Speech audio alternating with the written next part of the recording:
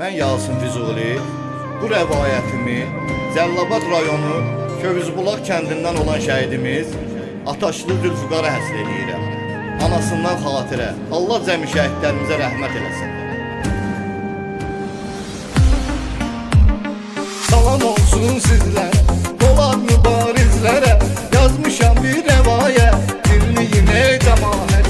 Şəhidimiz haqqındadır, igidimiz haqqındadır. Hamsın diyeceğim aşkar, şəhid Ataşlı Zülfüqar. 93-cü ildə, noyabrın 24-də Cəllabad rayonunda, Kövüzbulaq ünvanında, hamıya əziz alədə, bir dənə təmiz alədə göz açıb bu həyata, sevinib ana ilə ata. Tək oğul övlad idi, evdə ləzzət dadı idi.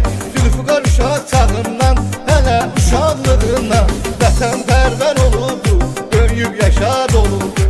Keçir xeyli zamanlar, ötür bir neçə anlar.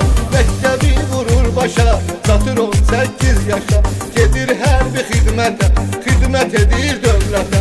O Qazaq rayonunda, o kəndi Qucayrında 2012-ci ildə, özdə yay fəsilində düşmənin qarşısını alarkən, onu bizdən aldı vətən. Bax taleyə, qismətə, zaman uzalır şəhadətə.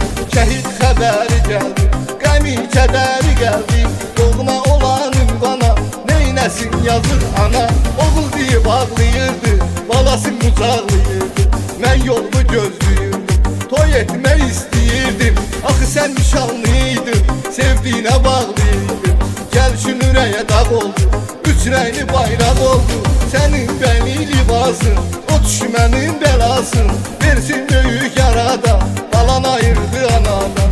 Ananın bu kəlməsi ağladırdı hər kəsi. Ata yazıq neynəsin, dərdi kimə söyləsin. Arxa dayağı getdi, yanan çırağı getdi.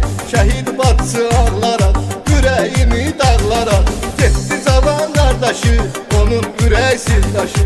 Ora gələn cəmaət ağlayırdı bütün kənd. Çilinlərinə gördülər, aparıb dəfin etdilər. Məkan cənnət şəhidimiz, ruhuna rəhmət şəhidimiz. Zülfüqar kimi oğlanları, igid qəhrəmanları heç vaxt unutmaq olmaz, yaddan çıxarmaq olmaz. Həmişə ürəyimizdədir, bizim qəlbimizdədir. Ey Azəri milləti, bu olan həqiqəti. Şəhid anası danışdı, yandı ürəyi alışdı.